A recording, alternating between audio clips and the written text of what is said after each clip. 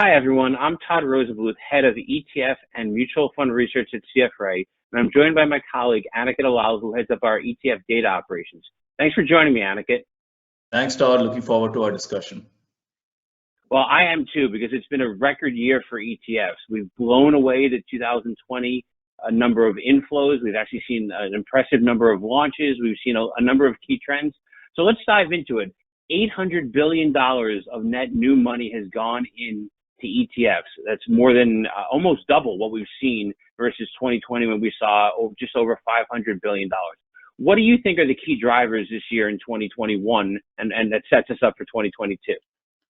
Well, Todd, you're right. It's been a monster year for ETFs. It feels like we say this every year, but this year really feels like it's been a very big year in terms of inflows, launches, and ETF activity.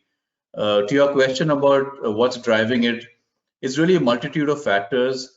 I think the most fundamental factor is that the ETF structure itself, the ETF legal structure, has really been adopted by investors, both institutional and retail. And so it goes beyond just ETFs as a passive vehicle. Both of us remember that when ETFs first started, they were largely viewed as passive indexed vehicles, but really ETFs have moved beyond that, and they've been adopted more broadly as an investment vehicle of choice. And that's really been the primary driver of ETF flows this year. There's, of course, other factors this year that have helped ETF assets. We're in the kind of tail end of a long-term bull market. The market's been up significantly this year, so that's driven flows. And of course, we've been in a low interest rate environment for a long time, which of course could change the next year or the year after that. But all of these factors have certainly driven ETF flows, and one would expect that some of these secular factors will continue to fuel ETF growth in the years ahead. So I think these are some of the factors that have come into play. Completely agree. And what we've seen is that there hasn't been one firm or two that have just had a strong year. Actually, the top 7 ETF providers have seen more inflows in 2021 than they saw in 2020. Invesco and Schwab saw more than double the flows. State Street Global Advisors almost double the flows. BlackRock and Vanguard have been heavy lifters once again in leading the pack in terms of overall flows. And just outside the top 10, we've seen Global X, which is known for their thematic investment products. We've had triple the overall assets, despite the fact that some of these themes moved out of favor in 2021 that were popular in 2020, but the firms just keep trucking along and continuing to see growth. No question. And broad-based is kind of a nice way to describe the way growth has been experienced by various firms in the industry. It's not been limited to one or two players. It's been certainly spread across multiple firms, including some recent entrants. And flows is certainly one way to look at activity. Another way to look at activity is new launches. And as you and I know, there's been a lot of new launches this year, almost 420 launches in calendar year 2021 to date, which is a lot. And what's interesting really is that of those 420, over 270 were active ETFs. So we've seen a lot of activity in ETFs that are not linked to an index. Now this number, when we count it, includes some of the buffered defined outcome ETFs, so that boosts the number a little bit. So depending how one defines active, that number may change. But either way, it's a very large number of ETFs that are active. In other words, not passively tracking an index. Also, of those 270, 27 were active semi-transparent ETFs. And these are ETFs that are active and don't disclose their holdings every single day. So they may disclose their holdings periodically, or they may disclose proxy baskets. And what we found is that this segment of the market, both transparent active and semi-transparent active, have been certainly very, areas that have seen a lot of activity in this year. I couldn't agree more. And we've seen some of the heavyweights within the mutual fund world move into the ETF space, both in those structures that you mentioned. So Fidelity broadened their lineup of semi-transparent ETFs in 2021, Magellan Fund being one of those. We saw some ESG-oriented products. We saw JP Morgan expand their lineup beyond active fixed income to even more active equity products that have been successful. We've seen new firms that entered. Horizon Kinetics launched an inflation beneficiary ETF, INFL, that is close to gathering $1 billion as we sit here in mid-December.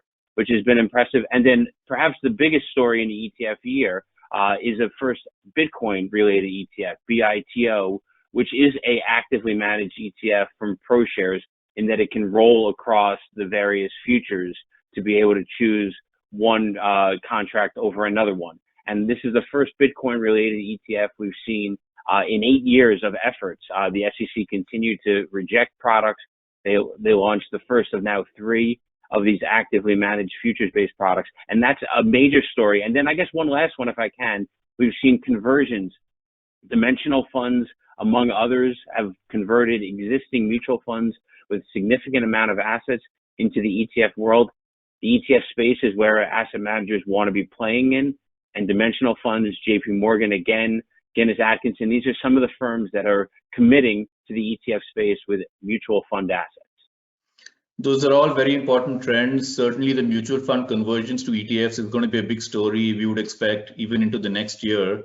And it seems reasonable to expect that a lot of those conversions will be conversions of active mutual funds. So even if we look this year, even though active ETFs only made up 4% of net assets, they actually got in 11% of all net flows in the entire ETF universe in the US. So as mutual fund conversions accelerate, one would expect that that share of flows and assets in active mutual funds is going to grow. And that's certainly a big story for this, for the next year.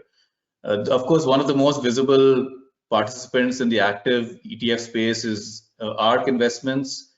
Kathy Wood, who manages those funds, is certainly widely followed in the industry, particularly after having a very, very good 2020.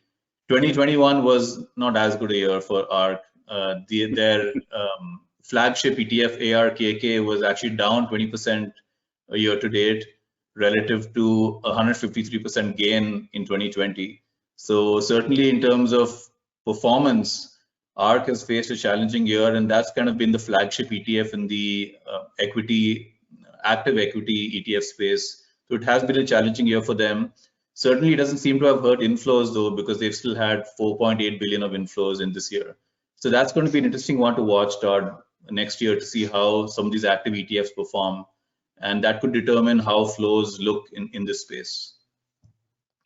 Couldn't agree more. They are the poster child of active management in the ETF structure, and yet active management continues to chug along in the ETF space, despite the fact that they've struggled and investors have stayed loyal. It's been a tremendous year within the ETF space. We've touched on the flows, we've touched on the new launches, we've touched on new players within the space, but it's also been a big year for us at CFRA with our overall ETF efforts, and you're leading our data expansion. Maybe you could touch on a bit about what's happened in 2021 and what's ahead for 2022. Well, Todd, it's been a very busy year for us, a very exciting year. We've expanded our data set significantly. For many years, we had holdings coverage, in other words, the underlying constituents for ETFs in the US. This year, we expanded that coverage to include Europe, as well as many major markets in Asia. So now our ETF holdings coverage includes all of North America, all of Europe, and many key Asian markets, as well as a few Latin American markets. So that's been a huge step forward for us in terms of expanding our coverage. We've also continued to expand our stats coverage. We've continued to grow and deepen our classifications data, which is very granular data for all ETFs globally. We have every single ETF in the world in our classifications database. So certainly in terms of our data coverage, our data, depth of our data, we've been investing more in it. And that supports all of the great research that you put out and commentary that you put out on ETFs. And we expect to continue to deepen that in the year ahead. So it's been a very busy year, and I'm sure we'll be working a lot together next year as well on more ETF data and research. Well, I'm excited about that. Just since you touched on it, yes, our own data is driving the overall ratings that we at CFRA have on over 2,000 equity and fixed income ETFs. To learn more about the research, to learn more about the data, and to be able to get access to some of the commentary that we're talking about within the ETF marketplace, you can learn more at www.cfraresearch.com. Aniket, have a great 2022. Thank you, Todd. Happy New Year.